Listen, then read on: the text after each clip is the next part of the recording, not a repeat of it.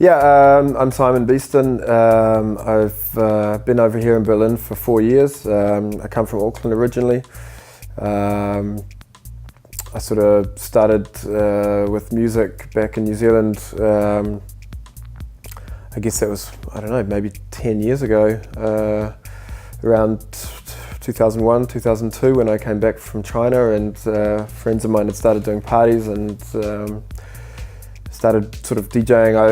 I lived in China for a while until about 2002, and started DJing there just because the music was so terrible, really. And then just started playing once in a while in clubs there, just messing around, and taught myself how to use CD players and a mixer. And then when I got back to New Zealand, a bunch of friends had started doing parties and clubs, and so yeah, sort of got on board with that. And then we did a bunch of parties at Galatos originally, and then Fubar, things at Ink, and got more interested in doing production. And when that sort of became a bit more serious, decided to move over here because there wasn't really a place to release music in New Zealand, and or that kind of music anyway. And so yeah, decided to move to Berlin. And I'd been to Berlin once before in 2004 and played a couple of places here, and that was great. And so yeah, that was kind of part of the decision to move over here, really.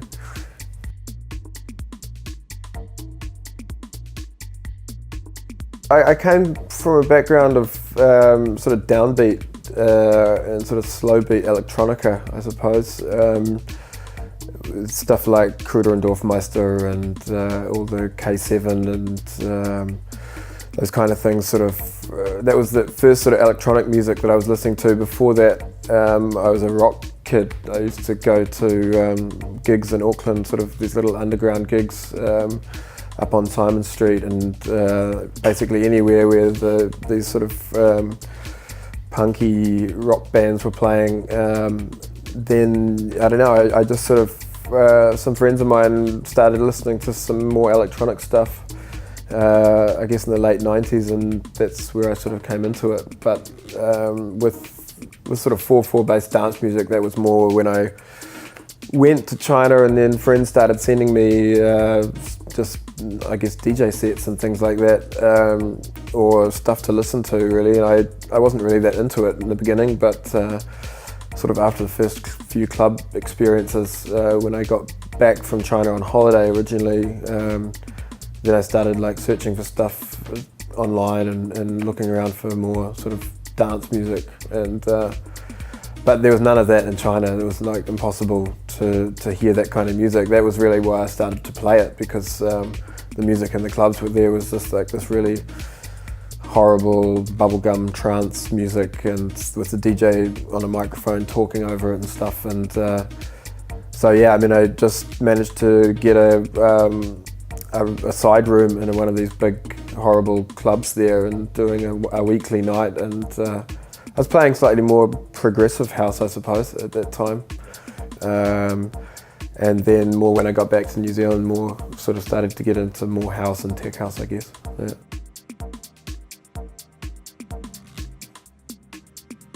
I never played in a band. I was just a fan of that kind of music. That whole sort of grunge thing when I was younger, and then that turned into like, yes, maybe slightly more underground punky type music. But I was always a fan of music. I always bought music and followed bands, but I never played myself. I learned clarinet for a year, but that was pretty much a waste of time. I was pretty bad at it and had no commitment to practicing, so that didn't go very far.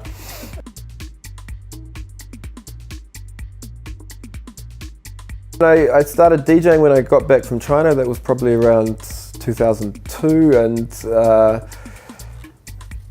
just loved the music and loved playing it and seeing people's reaction to it. And I got into production really just because I met and became good friends with Matt Drake, and we decided to start doing some music together. And so he basically showed me how to use Reason, and we made a few tracks together. And then from there I just started doing stuff on my own.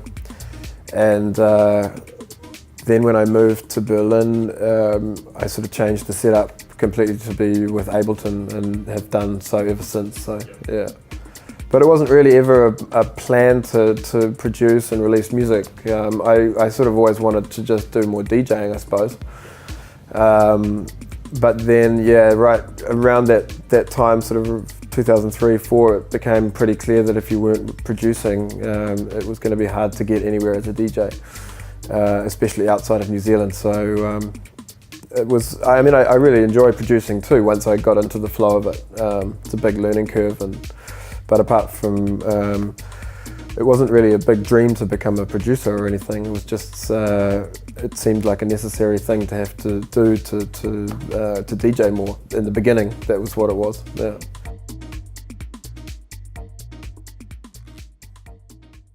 For the last 2 to 3 years over here, I've had things coming out fairly regularly. Probably still not as regularly as I would like, but I hooked up with High Grade Records, which is Tom Clark's label, a couple of years ago, and I'd played with Tom in New Zealand, and we booked him to come over from Australia for like a New Zealand leg of a tour, and so played a couple of gigs with him. And so when I got here, hung out with him a bit, and then gave him some music, and which he liked. But that was still after a couple of years later, and then since then they've been releasing tracks regularly for me, and they did a solo 12-inch last December.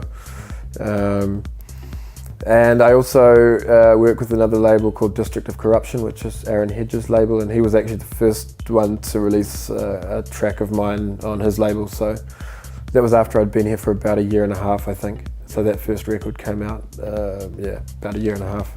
And since then there's been stuff coming out reasonably regularly, I guess, yeah.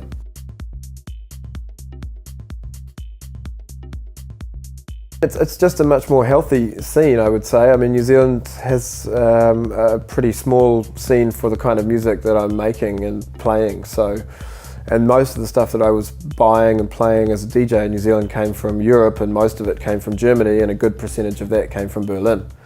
So it was kind of a logical choice to come here. And I mean, there's just hundreds, if not thousands, of labels here in Berlin that will release music and prepare to take a risk on smaller artists and newer artists. And I mean, in New Zealand, I really can't think of any label that's releasing this kind of music. So yeah, I mean, this is a big city, but the scene is very sort of supportive of itself, and there's thousands of people who go out every weekend and dance to this kind of music, and who are really involved in listening to it, and they know what they're listening to, and listen at home, and have their favourites and know what they want. And you know, I think in New Zealand there is a group of people like that, but it's very small, whereas here it's several thousand people, you know. And they really appreciate like the sound and supporting the scene by, you know, buying music even if they're not a DJ, downloading mixes, knowing what's the hottest stuff at the moment, and following, you know, like where people are going and picking up new trends fairly quickly and things like that. Vinyl, since I've been here, it's always been the preferred medium for sure, and there are good record stores where you can buy the latest stuff. But the last, I would say, 2 years have been pretty tough for labels producing vinyl. I mean, digital sales are mostly, I would say, for most labels, outstripping their vinyl sales. And guys that I know who've got pretty successful labels are having more and more trouble selling vinyl, and their pressing numbers are reducing with each release almost still. And but I think the DJs and the people who buy vinyl here want to support the label scene. That's something New Zealand definitely doesn't have, is that label scene. And a lot of people have got their own labels, or their friends have got labels, so they want to keep buying vinyl to support the scene. I mean, unfortunately, outside of Germany, then the vinyl sales have really dropped off, and most new DJs are playing with Tractor or with Serato, and that's, I think, the loss of sales. You know, there's just no new people coming into buying vinyl really.